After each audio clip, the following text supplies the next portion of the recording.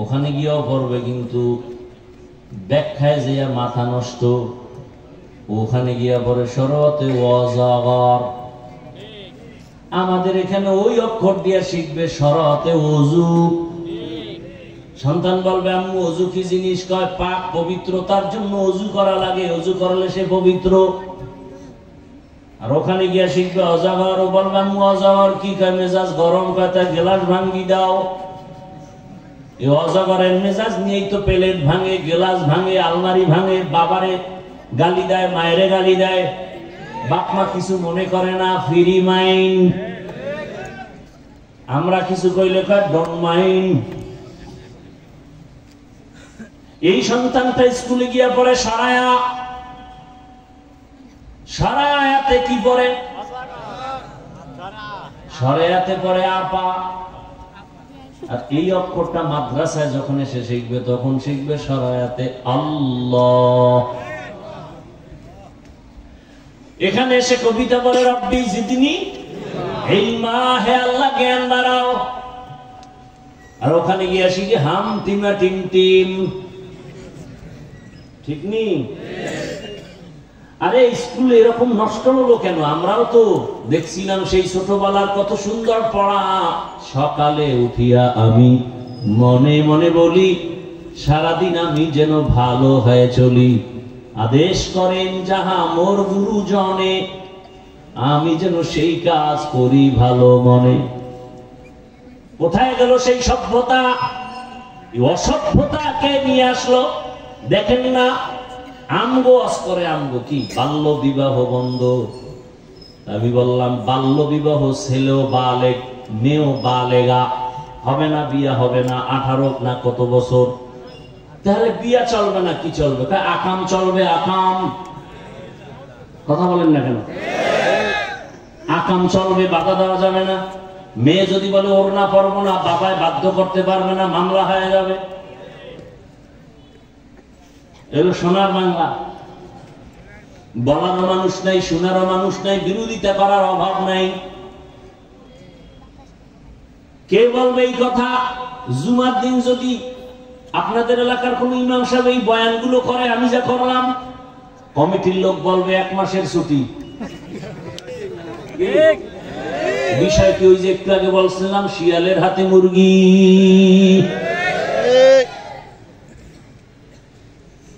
মসজিদ বাড়া মুসল্লি, জুমায় অভাব নাই, ফজরে নাই কেন? ইমাম সাহেব মাঝে মাঝে একা একা আজান দিয়ে একা একা নামাজ আদায় করে, সালাম ফিরায়া দরজায় তালা দিয়ে বাসায় যায়।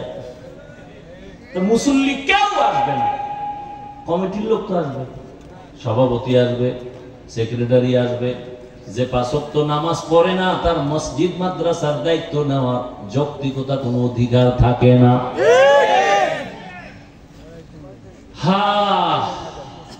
ভালো লাগে না এই বয়ান।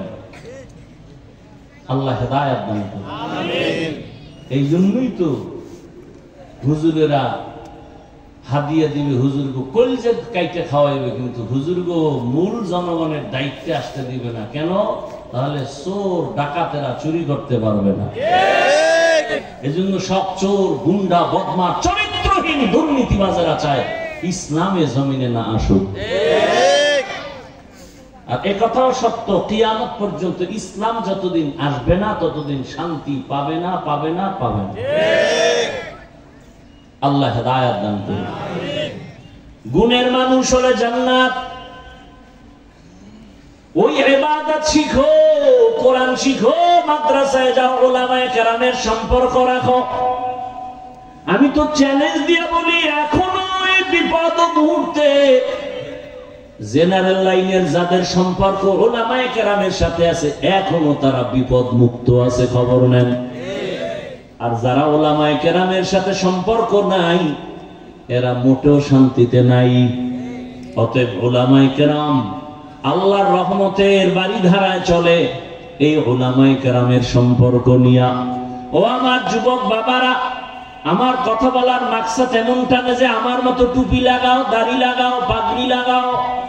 বরং আমি বাংলাদেশে চিৎকার করে এত পরিমাণ বলি, অন্য কেউ বলে কিনা আমার জানা নাই, যে হে কলেজ স্কুলের ছেলে মেয়েরা, স্কুলে পড়ো, কলেজে পড়ো, চাকরি করো, ব্যবসা করো, ডাক্তার হও, ইঞ্জিনিয়ার হও, প্রফেসর হও, আমার দাবি একটা, বেয়াদব হইও না।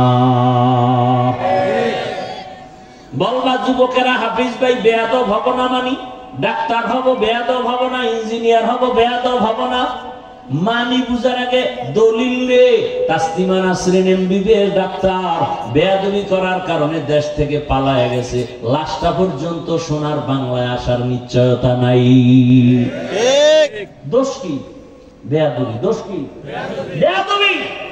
ডাক্তার তো এমবিবিএস ডাক্তার, সেই সময়ে নাম করা ডাক্তার, আলোচিত ডাক্তার, কপালে আগুন লাগলো কেন? একমাত্র কারণ বেয়াদবি করার কারণে। কিসের বেয়াদবি? কোরআন হাদিস আর উলামায়ে কেরামের সাথে বেয়াদবি। তিন জায়গায় বেয়াদবি করবি, খোদার কসম মরার আগে ধ্বংস হয়ে যাবে। কয় জায়গা? এক নাম্বার জায়গা মা বাবা। বেয়াদবি করলে আর মা বাবা যদি কষ্ট পায়, বলে আহ তোর কপাল শেষ। দুই নাম্বার জায়গা শিক্ষক। শিক্ষকের সাথে যদি কোনো ছাত্র বেয়াদবি করে, শিক্ষক যদি কষ্ট পায়, নিঃশ্বাস ফেলে ওর ধ্বংস। তিন নাম্বার জায়গা উলামায়ে কেরাম। এই জায়গায় যদি বেয়াদবি করে আর নিঃশ্বাস ফেলে কোনো আলেম, ওর জিন্দেগি বরবাদ। মরার পরে না আগে? আগে আগে আগে। পরের দিন ফিডা তো ওটা বোনাস, আগেই শাস্তি শুরু। অতএব আমি এবার বলি, ও যুবক বাবারা, বৃদ্ধ বাবাজিরা, পর্দার আড়ালের মা বোনেরা, যারা জেনারেল লাইনে আছো, যুবক, তোমার মতো যুবক স্কুল কলেজে পড়ে 5 ওয়াক্ত নামাজি নাই? আর ওয়াজের দরকার নাই। এই কথাটা তোমার দিলের মধ্যে প্রশ্ন করো। দুনিয়ার সব ওয়াজ বাদ, শুধু একটা কথা অন্তরকে জিজ্ঞাসা করো, রে আমার কপালে কার বরদোয়া লাগছে যে আমার মতো যুবক গাড়ি চালায়, র্যাব, আর্মি, পুলিশ, বিডিআর, 5 ওয়াক্ত নামাজ পড়ে, আমি পারি না কেন? আমার কপালে কার অভিশাপ লাগছে জানি না। এই একটা ওয়াজ কাজে লাগাও। তোমার মতো যুবক ডাক্তার, প্রফেসর, ইঞ্জিনিয়ার, 5 ওয়াক্ত নামাজি নাই। তোমার কপালে কার বরদোয়া লাগছে, তুমি কেন পারো না? তোমার মতো যুবক ব্যবসা করে, চাকরি করে, চেয়ারম্যান, মেম্বার, 5 ওয়াক্ত নামাজ পড়ে, তুমি পারো না কেন? বলো তোমার কপালে কার বরদোয়া লাগছে? মা বাবার বরদোয়া, না হয় শিক্ষকের বরদোয়া, না হয় উলামায়ে কেরামের মনের বরদোয়া লেগে গেল নাকি? না হয় তোমার মতো যুবক শ্রমিকের কাজ করে, নদীর মধ্যে মাছ ধরে, নামাজ পড়ে, কৃষি কাজ করে, নামাজ পড়ে, গাড়ি চালায়, নামাজ পড়ে, ড্রাইভার নামাজ পড়ে, বলো তুমি পারো না কেন? তোমার কপাল বুঝি পুড়িয়ে গেছে, এখনো সময় আছে, তওবা করো। মনে মনে আল্লাহর কাছে তওবা করো। আরে জীবনে শখ লাগায় কত গুনাহ করছো, মনে চাইছে করছো, এখনো কি শখ মিটে নাই? মনের শখ জাগছে, পার্কে গেলে কি মজা, গেছো তো, এবার ফিরে যাও। মনের শখে দাড়ি কাটছো, আর কত শখ কাটলে তোমার শখ মিটবে বলো? মনের শখে নামাজ বাদ দিছো, আর কত বছর নামাজ ছাড়লে তোমার শখ মিটবে বলো? আর হায়াত আছে কয়দিন তাও বলো? চোখের সামনে শুধু যুবকের লাশ, যুবকের লাশ, যুবকের লাশ। কয়েকদিন আগে বিদেশ থেকে আসছে, স্বর্ণ আর টাকা নিয়ে আনন্দ করবে পরিবার নিয়ে, এয়ারপোর্টে আসছে, নামা মাত্র ছেলে মেয়ে স্ত্রী সবাই তারে গাড়িতে তুললো। যাইতে যাইতে বাড়ি যাওয়ার আগ মুহূর্তে গাড়ি পানির মধ্যে ঘুরে, বাচ্চা মারা গেল, স্ত্রী মারা গেল, অন্যরা মারা গেল। ওই লোকটা স্বর্ণ টাকা নিয়ে কাঁদে আর কয়, মানুষ বিয়া কইরা খাইয়া না খাইয়া সন্তান নিয়ে থাকে, একটা আনন্দ, আমার কপাল কেন এত খারাপ, বিদেশ গিয়ে টাকা নিয়ে আসছি, কিন্তু আমার কপাল খারাপ যে আমার নিজের হাতে বাচ্চাটা মারা গেল, নিজের চোখের সামনে স্ত্রী মরে গেল। কয়েকদিন আগের ঘটনা। দুনিয়ার এই রং তামাশা কয়েকদিন রে বাবা, এ দুনিয়ার কোনো মূল্য নাই। আর এখন এমন নোংরামি চলতেছে আমার সমাজে, এমন নোংরামি, মরবি না মরবি না, তোরে মারবে পিটাইয়া। কে পিটাবে? ও আমার কলিজার যুবক বাবারা, তোরে কোনোদিন তোর দুশ্মনেরা মারবে না, শত্রু মারবে না, তো ওই যারে একসাথে চলো খানা খাও, এ তোরে মারবে। কি এই ঘটনা বাংলাদেশে নাই? তোমারে মারার জন্য দুশ্মন ভাড়া করা লাগবে না, তোমার বন্ধুই যথেষ্ট। একদিন ভাগে কম পড়ে গেলে বলবে ওরে মাইনাস করে ফেল।